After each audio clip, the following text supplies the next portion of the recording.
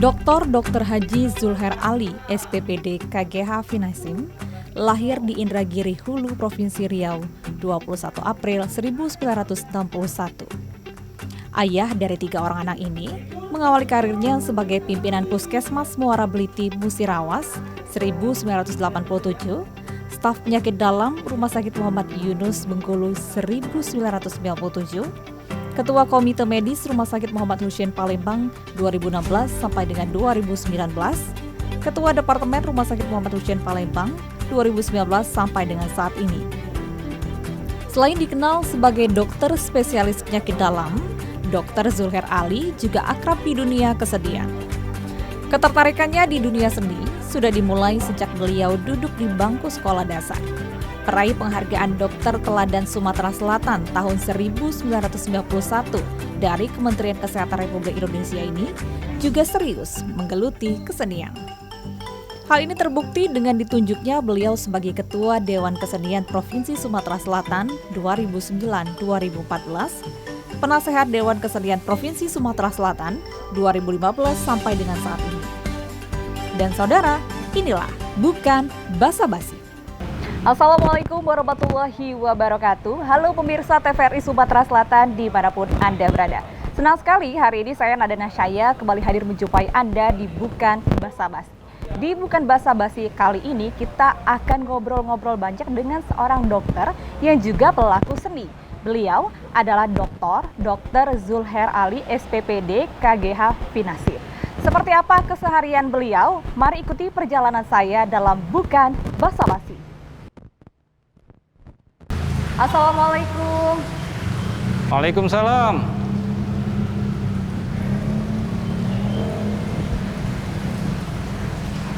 Wah, silakan. Assalamualaikum dokter. Waalaikumsalam, silakan diatur masuk nih. Mohon maaf, apa kabar dokter? Alhamdulillah sehat dan semangat, tetap. Tetap semangat ya dokter ya. Mohon terima kunjungan kami ini. Iya, saya senang juga bisa berkunjung senang, ke istana ya ini. Ya, kita ngobrol-ngobrol mungkin nanti silakan. Ayo, mari. Oke, Duduk baik, santai dokter. aja kita ke sana ya. Baik. Ya, silakan. Terima kasih dokter. Ya, inilah dia. Dokter sedang sibuk tidak nih? Mohon maaf mengganggu ini nih. kebetulan lagi santai. Alhamdulillah. Akhir minggu kita santai-santai dulu lah. Iya, Lagi sibuk apa nih aktivitas sehari-hari ini sekarang? Sehari-hari seperti biasa. Jadi zaman COVID ini bagi dokter kesibukannya itu meningkat 2 kali. 2 kali lipat ya dokter? Kita tidak pernah mengenal adanya WFH karena WFH kita itu work from hospital jadinya. Oh iya, ya, H juga sih benar. itu. Benar itu H juga. Jadi seperti itu. Kemudian kegiatan yang lain, webinar. Kemudian kegiatan kesenian kita biasanya pakai Zoom, pakai virtual gitu. Masih kemarin pun kita ada peringatan Hari Bahasa Ibu Internasional. Itu dibuka oleh Pak Rektor. Kebetulan banyak sekali seniman, ada yang dari Rusia, ada dari Jogja, dari NTT. Kita berusaha membaca puisi dalam bahasa ibu. Oke, menarik nih dokter. Jadi ada yang bahasa Palembang gitu ya, ada yang bahasa Batak, enak. Dan itu secara virtual semua? Semua secara virtual. Secara virtual. Iya. Artinya walaupun pandemi seperti ini, kreativitas dalam bidang seni, walaupun pekerjaan dokter 2 kali lipat ya, lebih ekstra, tapi seninya juga tetap jalan. Betul. Gitu ya dok ya? Karena bagi saya yang namanya seni itu tempat kita beristirahat. Oke. Iya, orang kan beristirahat kan jauh, mau ke luar negeri, mau ke puncak. Saya tidak, dekat-dekat saja. Kalau sudah mulai berkesenian, kecapean kita sehari-hari itu biasanya langsung berkurang. Sejak kapan sih dokter mencintai seni ini, menggeluti bidang ini dokter ya? Ya, rasanya jauh sebelum saya menggeluti bidang kedokteran. Oh jadi seni dulu? Seni dulu, saya mulai baca puisi itu sejak SD, ikut lomba, SMP, kemudian SMA, saya terus berkesenian. Seni saya itu adalah seni vokal, jadi puisi, teater gitu ya, seni pertunjukan. Kalau musik saya nggak bisa. Oh baru mau nanya, bisa nyanyi nggak dokter? Kalau nyanyi, Saya bisa, tapi orang lain belum tentu enak mendengar. Oh gitu. Gitu ya, tapi bisa sedikit-sedikit. Makanya kita juga kadang-kadang sini kumpul karaoke rame-rame. Oke. Sewaktu sebelum pandemi. Sebelum pandemi, betul Pandemi, sekali. ya, iya, Karena kan betul. sekarang bisa tapi virtual. Virtual. Atau semuanya. karaoke di rumah. Iya, karaoke di rumah. Oh, berarti dari sejak SMA sudah menekuni dunia seni. Jadi Iya. gimana itu dokter? Kepikirannya mau jadi dokter padahal SMA tuh hobi banget nyanyi gitu. Nggak kepikiran jadi Iya. seniman waktu itu kuliah seni aja dulu. Gimana tuh dok? Saya memang dari awal cita-cita saya itu jadi dokter. Oh, emang dari kecil mau Dari jadi kecil, dokter? alasannya sederhana. Karena saya sering sakit. Oke. Gitu. Jadi saya ingat waktu dulu kan SD kita sistemnya kan 3 bulanan itu. Triwulan ya, kan triwulan ulangan, triwulan ulangan begitu. Dalam 3 bulan itu saya selalu sakit. Ada yang nggak masuknya? Ada yang nggak masuk seminggu, 10 hari, macam-macam, ada malaria, tifus, penyakitnya begitu. Berat-berat juga ya Cukup sakitnya? berat. Nah, cuman yang menariknya kemarin kita ketemu reuni teman-teman SD. Saya itu jarang masuk SD karena sakit, tapi sering juara. Gitu. Oh gitu. Itu ngomong sedikit kan. Nah, jadi sejak itulah kayaknya mungkin sering kontak dengan dokter. Akhirnya ada keinginan saya untuk jadi dokter Dari SD gitu ya? dari SD. Dulu sebelum dokter, dulu kan dokter kuliahnya di Universitas Sriwijaya. Iya, di Sriwijaya. Nah, dulu waktu dokter masuk tuh udah ada wadah seninya nggak itu pada saat itu di Fakultas Waktu Kedokteran? itu belum. Belum. Belum. Jadi kita lah. Jadi memang ada yang punya band itu Fakultas Kedokteran itu punya band sendiri. Tapi saya mulai menggerakkan seni teater kan, puisi dan teater. Jadi kita buat sanggar di sana gitu. Wah, dokter penggerak dong berarti. Iya, awal-awalnya seperti itu. Ada sampai sekarang namanya itu ada teater Sped FK. Masih ada. Masih ada. Jadi para dokter-dokter itu main teater di sampai sekarang sanggar main. itu. Waktu awalnya dulu mahasiswa, tapi semakin lama semakin tua. Jadi yang mahasiswa itu jadi dokter dia main, jadi profesor dia main gitu ya. Oke.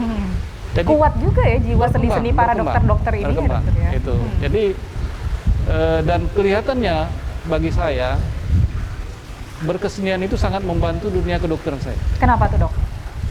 Yang Kirain pertama, dokter tuh serius semua. iya kan kalau kita kan Iya, santai begitu iya. ya. Pertama tadi yang relaksasi. Iya betul. Artinya sudah kita capek, kan kedokteran itu kan capek, taunya sibuk gitu ya. Betul. Dengan kita berkesenian, kecapean itu akan hilang. Itu yang pertama.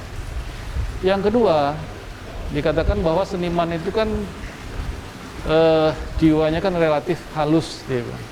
Jadi bisa meraba rasakan apa yang dirasakan oleh pasien.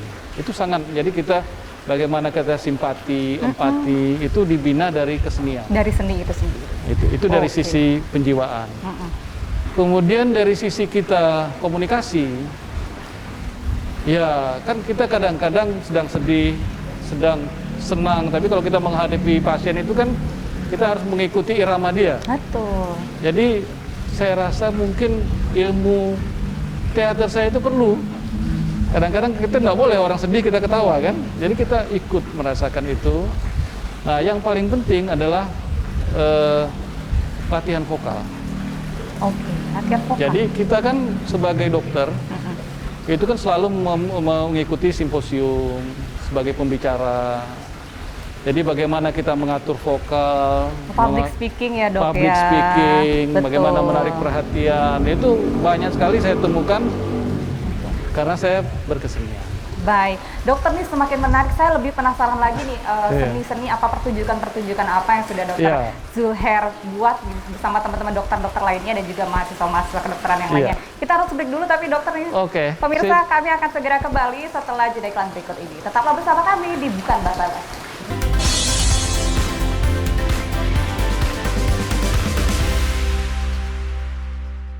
Baik pemirsa, masih bersama saya di Bukan Basa-Basi dan masih bersama dengan Dr. Zulherhan. Nah, dokter, kalau tadi kita sudah berbicara tentang perjalanan dokter yang meniti karir dunia seni maupun dunia kedokteran. Iya. Kayak tadi saya nanya ini, udah bikin pertunjukan apa aja nih Oh, dokter iya. untuk para dokter-dokter dan juga mahasiswa-mahasiswa kedokteran ini? Baik, saya ingat tahun 80-an itu waktu saya tahun 79 kelas 3 SMA, saya pernah baca puisi di TVRI. Oh ya? Waktu itu live. Acara apa tuh? Itu memang ada acara Sanggar Sastra di TV RI. Saya ikut baca puisi. Waktu itu tidak ada yang sistem record, semuanya live. Dan pernah saya ikut sandiwara TVRI. Tapi semuanya live, jadi kayak begitu. Iya. Itu pengalaman saya yang Tanpa ada menarik cut-cut waktu kalau awal-awal. ya. Kemudian saya memang ikut di RRI, aktif di Sanggar Sastra. Setelah saya masuk kedokteran, saya mengembangkan teater tradisional. Dul Muluk. Dul Muluk dan Bangsawan. Itu mulainya saya ingat tahun 80-an, 82 kita buat.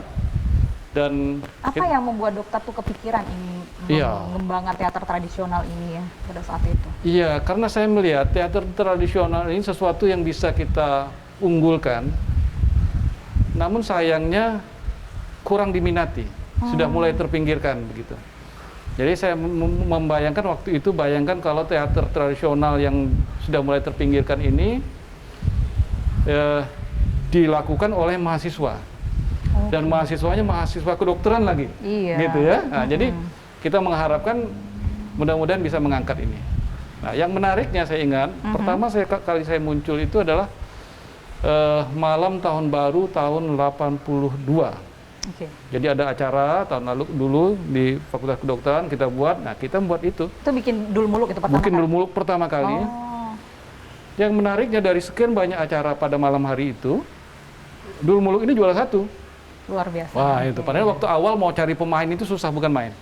Tapi alhamdulillah dia itu berkembang, yang kita sebut sebagai Dul Muluk eksekutif. Kita beberapa kali juga ada rekaman di TVRI dulu. Yang pemainnya sekarang sudah meningkat, bukan lagi mahasiswa. Jadi para direksi, direktur, rektor pernah main gitu. Iya, saya pernah nonton itu, betul. Dokter. Nah, itu bahkan saya ingat ada menteri dulu pernah ikut main gitu. Jadi kita mencoba mengangkat tradisional ini supaya diminati oleh orang. Itulah yang bisa kita lakukan, dan alhamdulillah pencapaian yang saya anggap terbaik kita itu pada tahun 2001 itu grup kita itu main di Gedung Kesenian Jakarta, di Pasar Baru ya, Gedung Kesenian Jakarta. Itu pertunjukan di sana, kemudian memang di-shoot oleh televisi TVRI waktu itu secara nasional. Kenapa saya bilang pencapaian terbaik? Acara itu diputar berkali-kali, sampai tahu-tahu 5 tahun kemudian muncul lagi gitu. Jadi artinya memang cukup baik acara kita waktu itu. Ingat nggak waktu itu temanya tentang apa, Dokter? Tentang Pulau Kemarau. Tentang Pulau Kemarau. Jadi kita buat legenda Tan Bun An dan Siti Fatimah gitu. Jadi cukup menarik, waktunya pendek 20 menit. Dan respon orang bagaimana kita melihat tragedi itu menjadi satu komedi. Nah, itu cerita lama yang namanya orang tua itu kan hobi bernostalgia kan. Iya, benar-benar. Iya.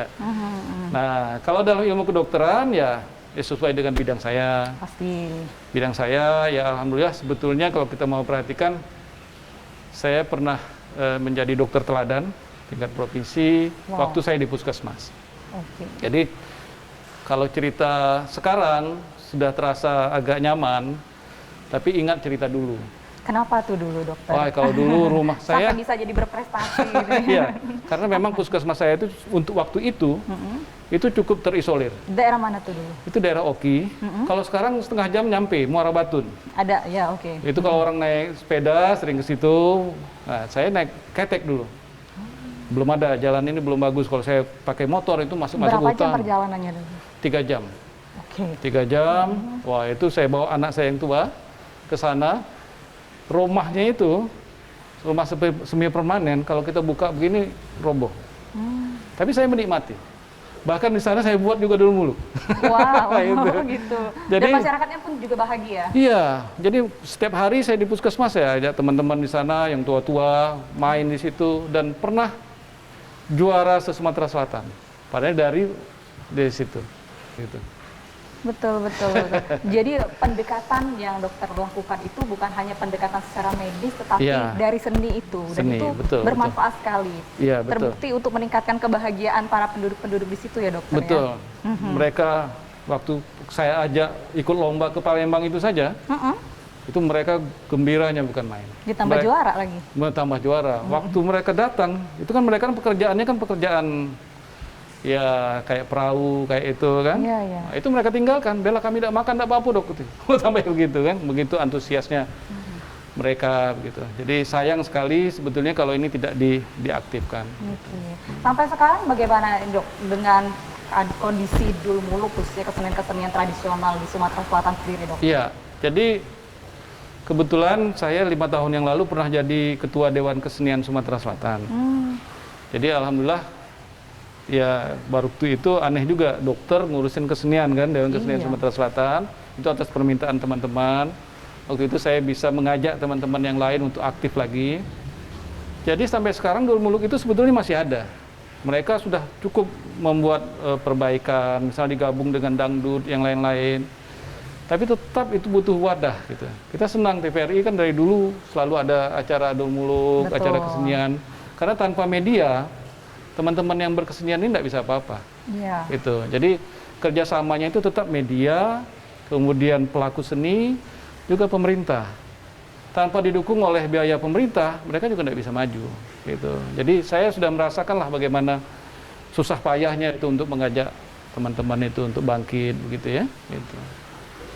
Baik. Semakin menarik ini dokter kita membahas tentang Dul Muluk ini. Kita masih akan berbincang-bincang lagi bagaimana seni ini bisa balance dengan pekerjaan-pekerjaan dan juga mengajak masyarakat khususnya ya Sumatera Selatan untuk cinta akan budayanya sendiri di Sumatera Selatan. Tapi kita harus break dulu dokter. Pemirsa, kami masih akan kembali di Bukan Basa-Basi setelah jeda iklan berikut ini.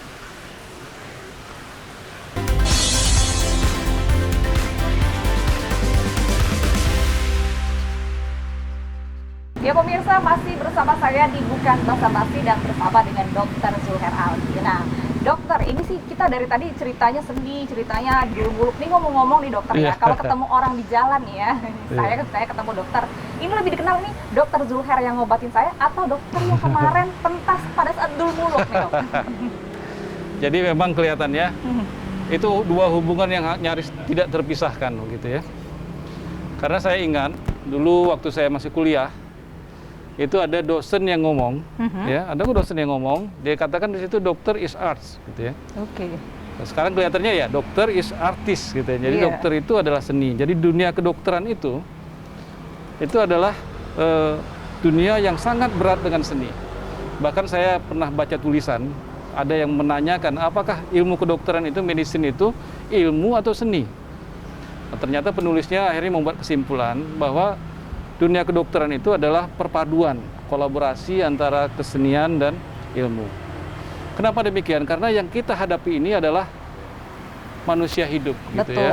Jadi tidak bisa A tambah B sama dengan C, 1 kali 2 sama dengan 2 itu tidak bisa. Banyak sekali faktor-faktor yang berperan. Gitu ya. Oleh sebab itu banyak sekali memang para dokter itu yang mempunyai jiwa seni.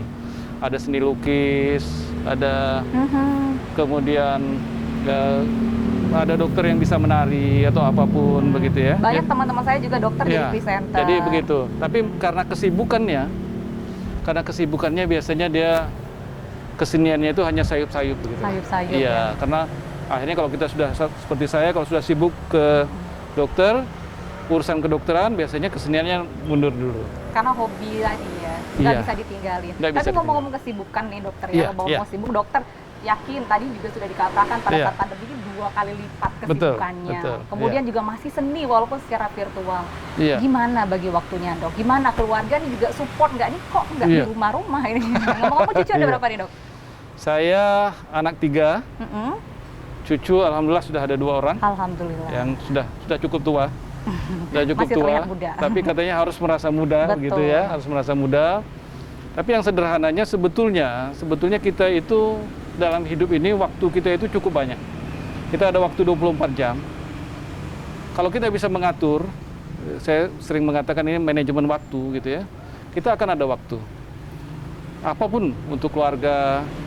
Terus terang sampai sekarang saya masih sering nonton sinetron dengan ibu. Apa nih, Ikatan Cinta itu masih nonton saya. Jadi artinya begitu walaupun saya praktek, begitu kan sore kan praktek. Dokter itu pulang dari rumah sakit jam 4, istirahat, nanti malam pergi lagi. Iya. Tapi tetap saja di sela-sela itu ada waktu kita untuk bersama keluarga, kemudian juga urusan-urusan hobi.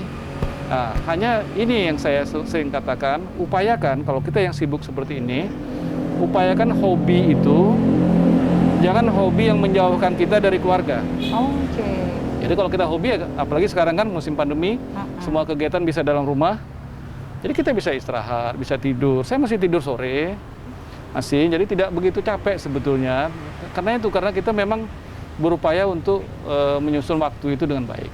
Ya. Menurut dokter sih, melihat anak-anak muda zaman sekarang gitu ya, melihat ya generasi-generasi sekarang, khususnya ke seni-seni lokal nih. Dokter sendiri melihat gimana nih, Dok?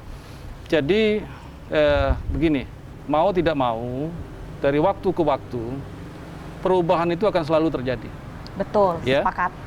Jadi yang bisa bertahan adalah yang bisa berubah. Jadi kita tidak bisa mempertahankan diri dengan hal-hal yang tradisional saja.